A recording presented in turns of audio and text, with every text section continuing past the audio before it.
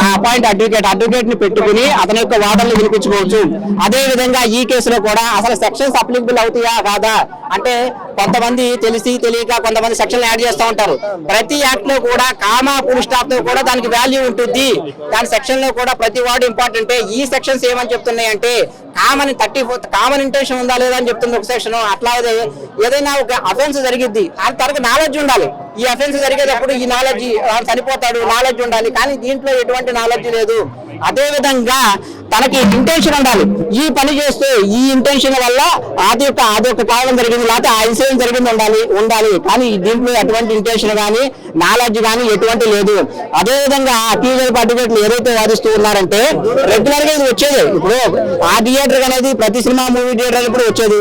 అదే విధంగా December 2వ తారీఖున పోలీస్ వాళ్ళకి కూడా ఇంటిమేషన్ జరిగింది. దాని కాబట్టి అసలు కంప్లైంట్ లో గానీ లేకపోతే ఎంతమంది ప్రొడ్యూస్ చేసిన అక్యూజ్ ఏదైతే ఉన్నారో దాని రిమాండ్ రిపోర్ట్ లో గానీ ఈయన మీద అటువంటి ఎలిగేషన్స్ అటువంటి లేదు. కామన్ ఇంటెన్షన్ ఉందా కామన్ నాలెడ్జ్ ఉందా అనేది లేదు కాబట్టి రిమాండ్ రిటర్న్ చేయండి అని వాదనలు జరుగుతూ ఉన్నాయి.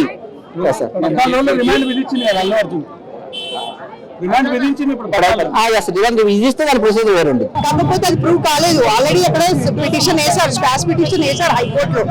సో అది కూడా అవుతుంది, అది కూడా ప్రాసెస్ లో ఉంది. అది కూడా ఆర్డర్ మోషన్ లో పెట్టారు 4:30 వరకు. ఆర్డర్ కూడా రాలేదు.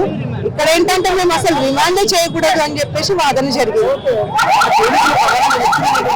రిమాండ్ రిజెక్ట్ చేయమని వాదన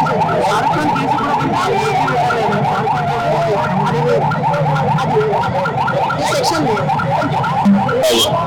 నేను వేరే ఆ కేసులో వేరే అక్యూజ్లో అడ్వకేట్. సో ఇవాళ అల్లు అర్జున్ అడ్వకేట్ గారు ఆర్గ్యుమెంట్ చేశారు. ఆ సెక్షన్స్ ఏవైతే ఉన్నాయో సెక్షన్ 180, 118, BNS 105 సెక్షన్ ఈ అల్లు అర్జున్ గారికి అట్రాక్ట్ కావు. ఈ రిమాండ్ అసలు తీసుకోకూడదు. ఎందుకంటే ఆయన ఏ విధమైన కూడా స్టాంప్ ప్యాడ్ లో పాల్గొనలేదు, ఏ విధమైన ఇబ్బంది కలిగలేదు. ఆయన with permission of the police you have come there. ఒక సిటిజన్ లాగా సినిమా నుండి వచ్చారు తప్ప ఏ విధంగా ఇబ్బందిలోకి రాలేదు. సో అందుకోసం ఆయన ఇన్వాల్వ్మెంట్ లేదు కాబట్టి ఆయనను రిమాండ్ తీసుకోవడానికి వాదనలు జరిగాయి. పీపీ గారు కూడా వాదనలు చేశారు. ఇద్దరు వాదనలను జడ్జి గారు 14 days రిమాండ్ ఇచ్చారు. అల్లు అర్జున్ పాత్ర కనిపిస్తుంది అంటున్నారు. అంటే ఇప్పుడు యాజ్ అన్ అడ్వకేట్ మేమైతే ఆయన కరెక్ట్ అయినా చెప్తాము. ఆయన పర్మిషన్ తీసుకొని వచ్చారు. అది పోలీస్ వాళ్ళ వైఫల్యం. వాళ్ళు ప్రొటెక్షన్ జరిగించాలా, వాళ్ళు పబ్లిక్ ప్రొటెక్షన్ ఇవ్వాలా. ఈయన వితౌట్ పర్మిషన్ వచ్చారంటే తప్పు, కానీ పర్మిషన్ వచ్చారుగా. సో పోలీస్ వాళ్ళు అక్కడ పబ్లిక్ ప్రొటెక్షన్ ఇవ్వాలి, ఆయనకి ప్రొటెక్షన్ ఇవ్వాలి. ఈరోజు పీపీ గారు ఇంకా మన అల్లు అర్జున్ పక్షాన న్యాయవాదులు వాదనలో అల్లు అర్జున్ ఆల్రెడీ పర్మిషన్ కి అప్లై చేశారంట. సో ఆ ఎక్నాలజ్మెంట్ అవి తీసుకొచ్చారు అల్లు అర్జున్ పక్షాన న్యాయవాదులు. కానీ అల్లు అర్జున్ కి సినిమా చూడడానికి పర్మిషన్ ఇచ్చారంట, కానీ ఎలాంటి జులూస్ తీయడానికి పర్మిషన్ ఇవ్వలేదు. సో అల్లు అర్జున్ జులూస్ తీశారు కాబట్టి ఈరోజు అలాని కస్టడీలో తీసుకోవడం అయిందన్న. సో వాదనల ఇద్దరు వాదనల ఇటు సైడ్ అల్లు అర్జున్ పక్షాన న్యాయవాదులు పెట్టారు. ఈ రోజు మేము పర్మిషన్ కి అప్లై చేసినప్పుడు మాకు ఎక్నాలజ్మెంట్ తీసుకొచ్చారన్న. అల్లు అర్జున్ ఏమేమైతే పర్మిషన్స్ అప్లై చేశారో కానీ ఎక్నాలజ్మెంట్ ఇస్తే పోలీసులు క్లియర్ గా ఇచ్చారు.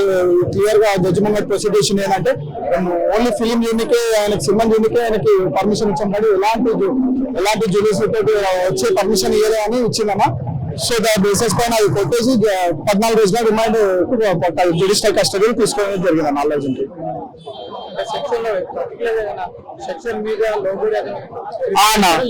అవునన్నా. సో కొన్ని నాన్ అవైలబుల్ సెక్షన్స్ ఉన్నాయన్న. కల్పబుల్ సెక్షన్ 180 అని 105 అని. సో దాని బేసిస్ పైన మినిమం 14 రోజులు రిమైండ్ లో తీసుకోవాలన్నా ఇన్వెస్టిగేషన్. సో తీసుకురాను. సబ్స్క్రైబ్ చేయండి. Please do subscribe to. Please like, share and subscribe to top Telugu TV. Top Telugu TV. Top Telugu TV.